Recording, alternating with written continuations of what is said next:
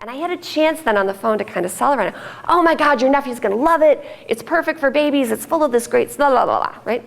So she did call me back. She watched it over the weekend with her nephew, who did love it. And she said, you know what? I think this is good for our store. It's totally unique. Love the name. We're gonna try it. We're gonna buy 100 videos and we're just gonna put it in our stores. And they didn't have very many stores at the time, because again, they were mostly a catalog company. But let's see how it does. You know what? It sold, they bought 100 videos, 10 per store. They had 10 stores. And within a week, they'd sold all of them because it had a great name, because it was unique, and because ultimately it worked. Babies loved it. So they called me and they were like, okay, we want to put it in the catalog. What was great about the catalog was that it was an opportunity to get an ad for my video, right? I mean, think about a catalog, like you're leafing, I mean, I don't know about you guys, but I get on a plane and I start looking at that Sky Mall. Oh my God, I get off the plane with like 50 pages dog-eared, like I must have this light that shines on the ceiling and tells me the time. I mean, whatever the hell it is, right? Like you must have it because it was described to you in this catalog so perfectly.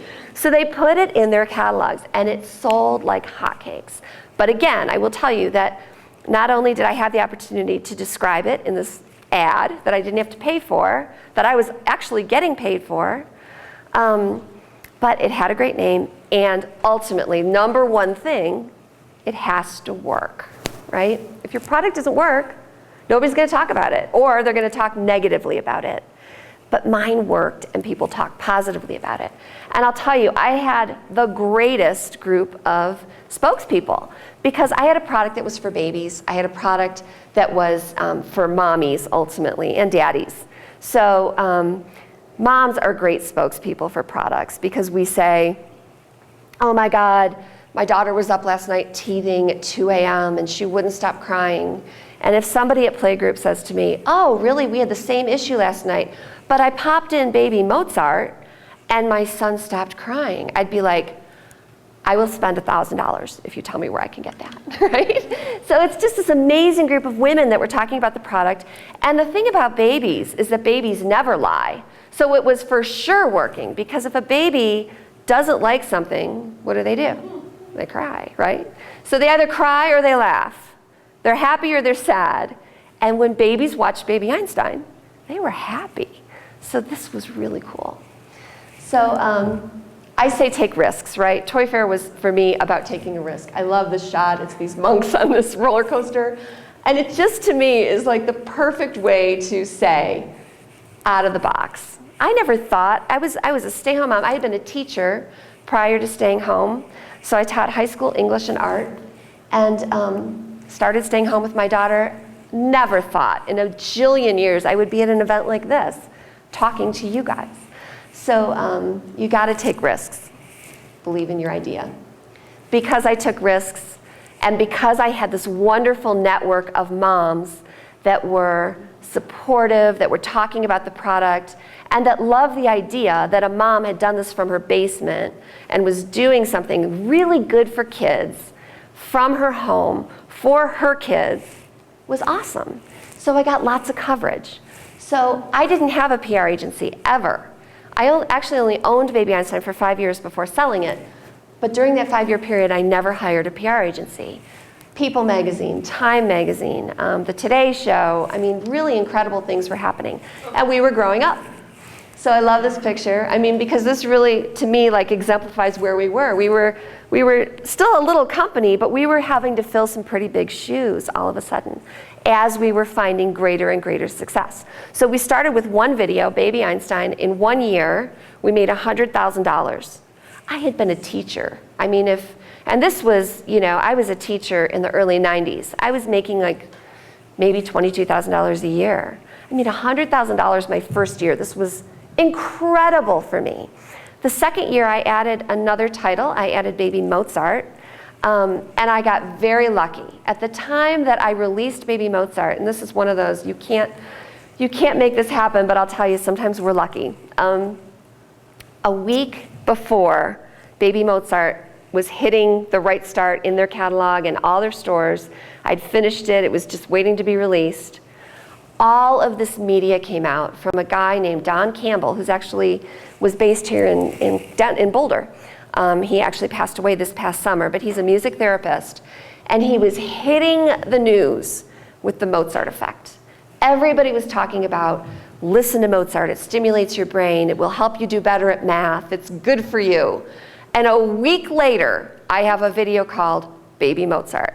It was like unbelievable great timing. You have to look for those, right? You have to look for these little gems of amazing things that happen. Sometimes they happen, and that was pure luck, I have to say. But the product was great. And that product, Baby Mozart, in the wake of all of the Baby Einstein videos that are now available, which I think there are over 20, Baby Mozart is still the #1 selling Baby Einstein video, shot in my basement, edited on my home computer using Adobe Premiere, at a total cost of about $15,000. It's pretty awesome. So we had some big shoes to fill. We were now moving out of just the Right Start, but we were still only in specialty retailers. And I'll tell you, the retail environment was different then than it is today, which makes everything harder for people like you guys, because, as you know, Walmart is king, right? Walmart owns everything. But at the time, there were a lot of specialty retailers, particularly in this toy area. So there were stores called Zany Brainy and Imaginarium and even FAO Schwartz, which still exists, but barely. The Right Start still exists, but with difficulty. But at the time, we were able to operate out of these specialty retailers. And the great thing about specialty retailers is that you have a very small group of salespeople who know your product. So if I go into a store like FAO Schwartz and I say, oh, I'm looking for a baby video, I can have a salesperson who's probably educated, who probably understands everything that's in the store, explain it to me. If I walk into Walmart and say, I'm looking for a baby video, I'm lucky, right, if I get somebody who graduated from high school, can speak English. No. I mean, but seriously, you know what I mean? I mean, I'm not dissing Walmart employees. There's some great Walmart employees, but it's a big, giant store. I mean, there's a lot of stuff there. People don't spend the time with you that they do in a specialty retailer. So we were still only in specialty stores, which was great. It really, again, helped build awareness for our brand and just helped create this goodwill around the brand.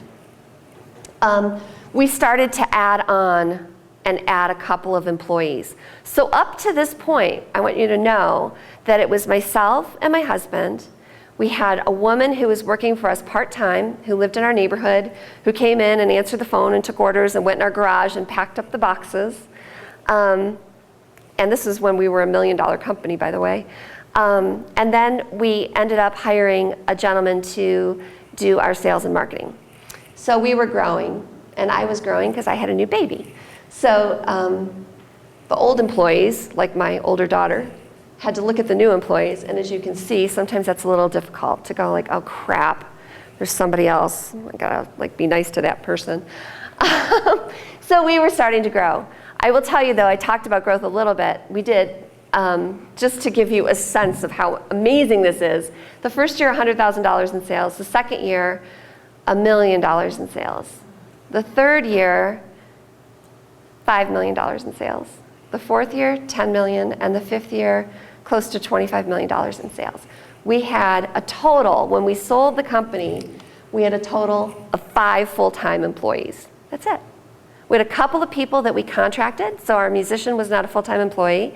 We used him, we contracted with him, contracted with somebody who was shooting our video, and that was kind of it. I mean, it was cool. I had puppets on my hand. I was under a table filming Baby Einstein. I had, the video camera going. We now had a video person who, again, was a contractor.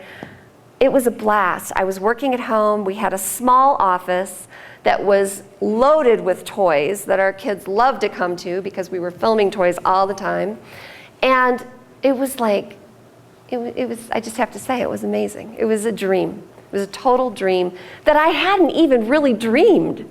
That was the coolest thing. I mean, I've never thought about that before the second, but it wasn't as if I ever thought, I'm gonna have this huge media company. I'm gonna start this whole new revolution in children's media. That wasn't it. I mean, that's the coolest thing now. When I look at it, I just think, wow, I mean, I did this really amazing thing, and I did it with my best friend and my husband, and it was amazing. So I love this too. Amelia Earhart said, "A single act of kindness throws roots out in all directions, and the roots spring up and make new trees. The greatest work that kindness does to others is that it makes them kind themselves." And I would say that in your business, maintaining that sense of wonder, excitement, goodwill, it only helps you. So, yes? What years was this when you were doing all this? So the year that we did the almost $25 million in sales, that was 2001. Yeah, so backtrack from there. So what I was thinking, what I was saying is that the single act of kindness, I mean, I just think that doing good and maintaining integrity in your business, it not only makes you look good, it makes you feel good. You're doing something that you care about, and you're treating people with respect and kindness. And for me, that really came out. I was able to be on Oprah, which was so cool. I was on Oprah because she was doing a show on mom entrepreneurs, and somebody who worked in her office, who was a producer, who was working on this topic, said, "Oh my gosh, I've got twins and they love Baby Einstein. And I know that was a mom who started in her basement, and my friend called her up because she had a problem with the video, and this lady, Julie, she just sent her a new video. She didn't ask her for a receipt." And I mean, just like these little things, these little acts of kindness, I really feel come through. I mean, we try to teach our kids that all the time. Never forget where you came from, and never forget how lucky you are, how grateful you should be for everything. I mean, all of us in this room are so grateful we should be so grateful for all that we have. Integrity, I guess, is my point.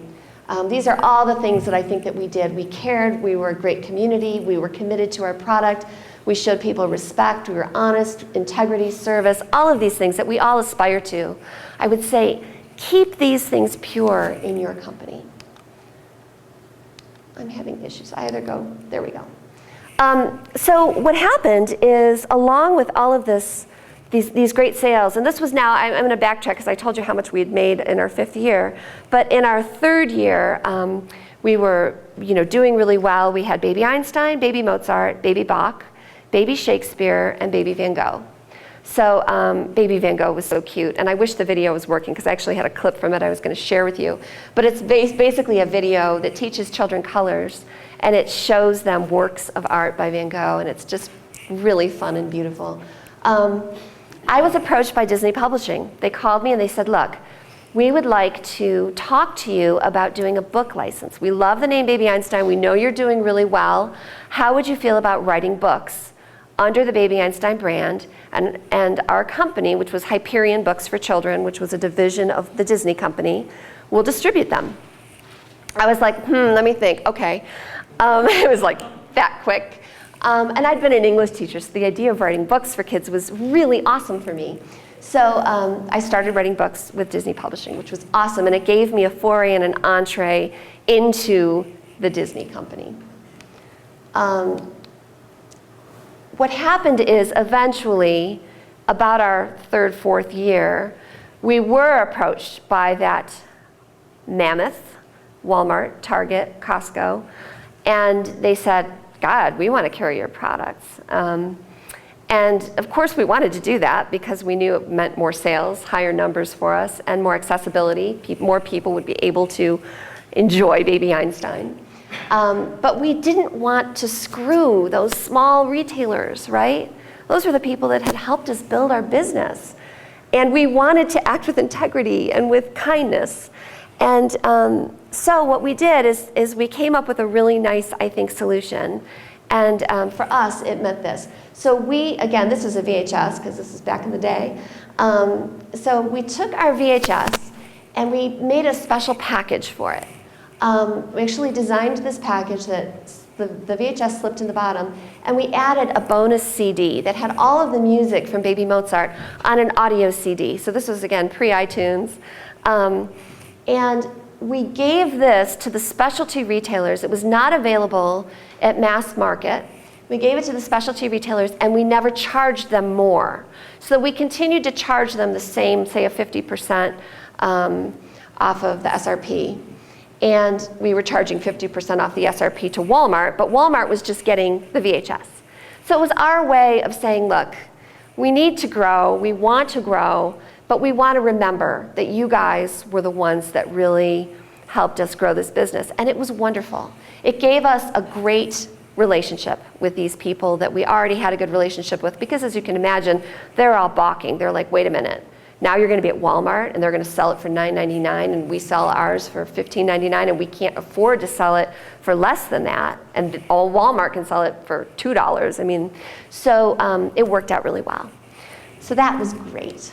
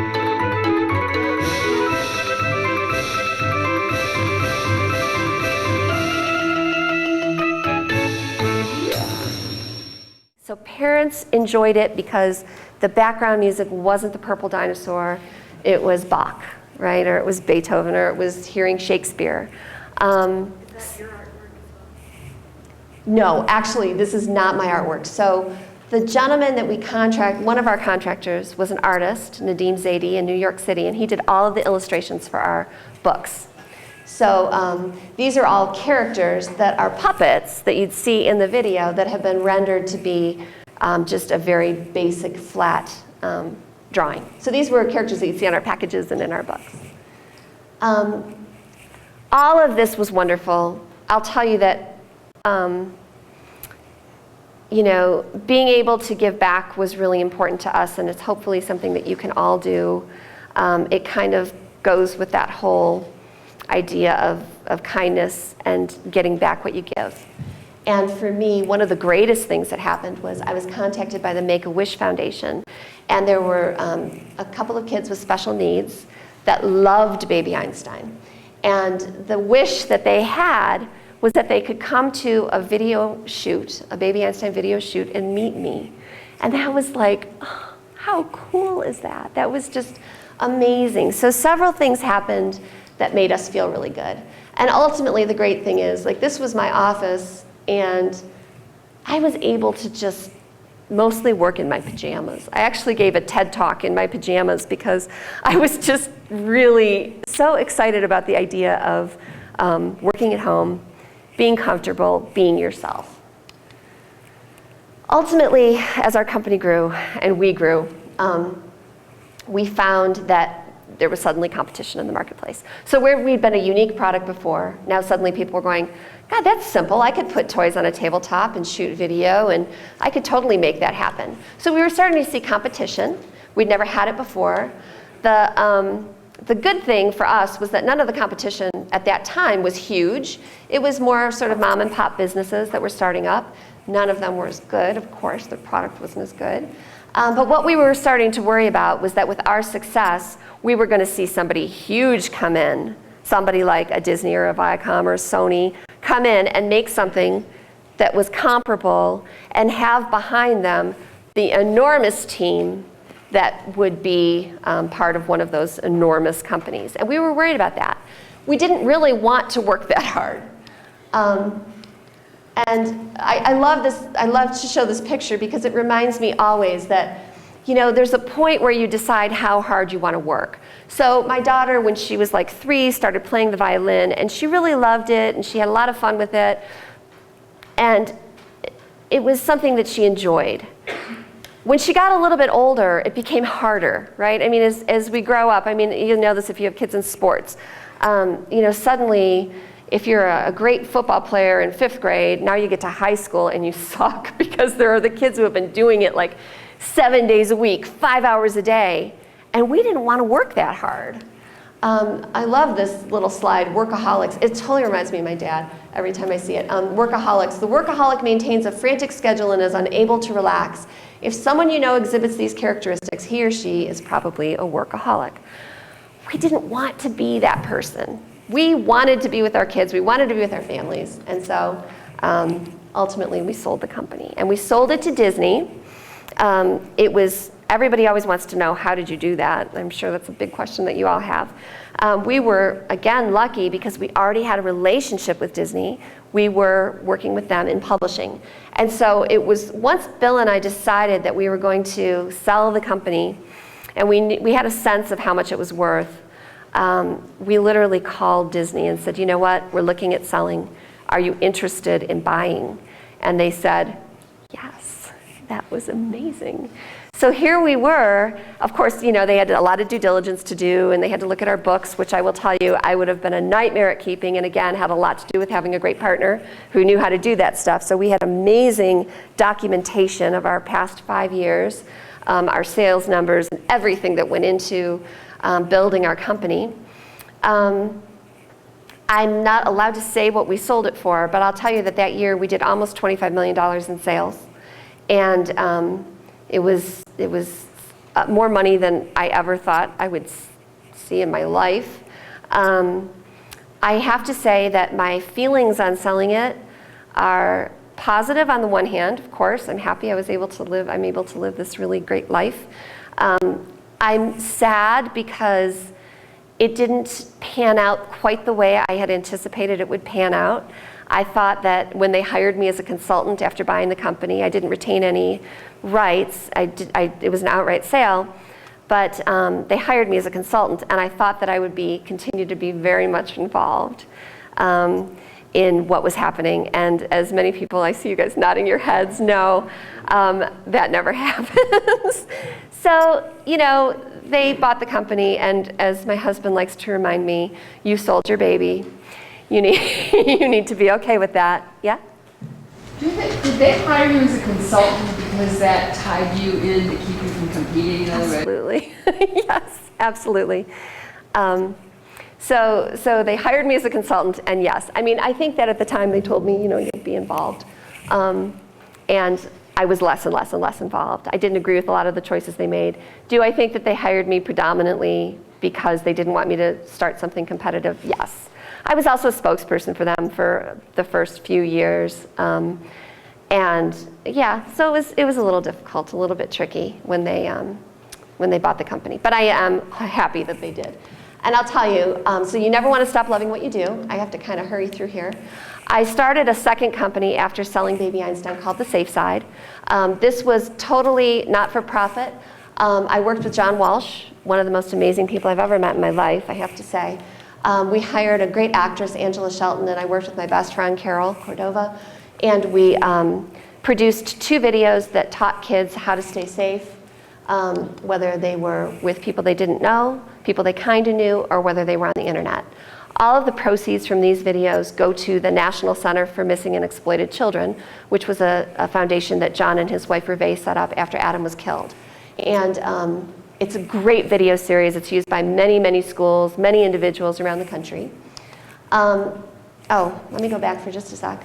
So in the midst of all this, I just want to say that I know everything sounds really super perfect for me, and it has been, in retrospect, really great, and I've had amazing luck. And I also have had really terrible luck, because in the midst of filming The Safe Side, I was diagnosed with breast cancer. I was 37.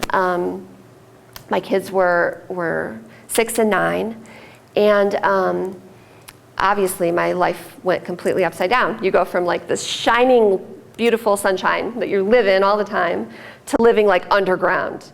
And it was horrible. I had a double mastectomy. I did all that horrible stuff. And then I moved on. I was like, okay, this is great. I'm lucky. It's gone. The cancer's gone. I've done all this stuff to prevent it from coming back. And that was the case. We were traveling around the world with our kids. We'd taken them out of school. And then all of a sudden, in 2008, I found another lump, and I was diagnosed a second time, and it was stage 4. So this is bad, as you might know. There is no stage 5. So I was diagnosed with stage 4 breast cancer. It had metastasized to my liver. This is not a good thing. I had doctors at MD Anderson tell me that I had so many tumors on my liver, they were never all going to go away. And I just looked at that doctor and I said, you know what? I have had amazing luck in my life. I've been determined, I've worked hard, I've had great people around me, I've had a great partner, I've had an amazing life. And first of all, thank God, I'm so happy that I have all that. And secondly, I'm just gonna fight this bitch. And I did. And I'm happy to say I have been cancer-free for 3.5 years. Thank you. I know, that's like the greatest thing, right? So I live in a state of gratitude all the time. I wrote a book. The book is called You Are the Best Medicine. And this was a book for children. My background, of course, is in children. And this book helps kids to understand how important their love is when a mom or dad is going through cancer treatment, what that cancer treatment looks like, and how they can help mom and dad by loving them. And it's a beautiful book. All of our proceeds go to breast cancer research at the University of Colorado and the University of California. It's a beautiful, terrific book. If you know anybody in your life with dealing with cancer that is a parent, I highly recommend it, of course, because it's mine, but also because 100% of our proceeds go to cancer research.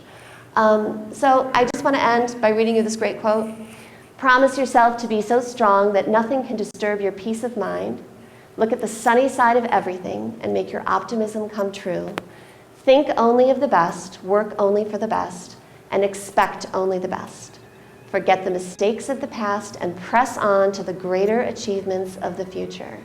Give so much time to the improvement of yourself that you have no time to criticize others.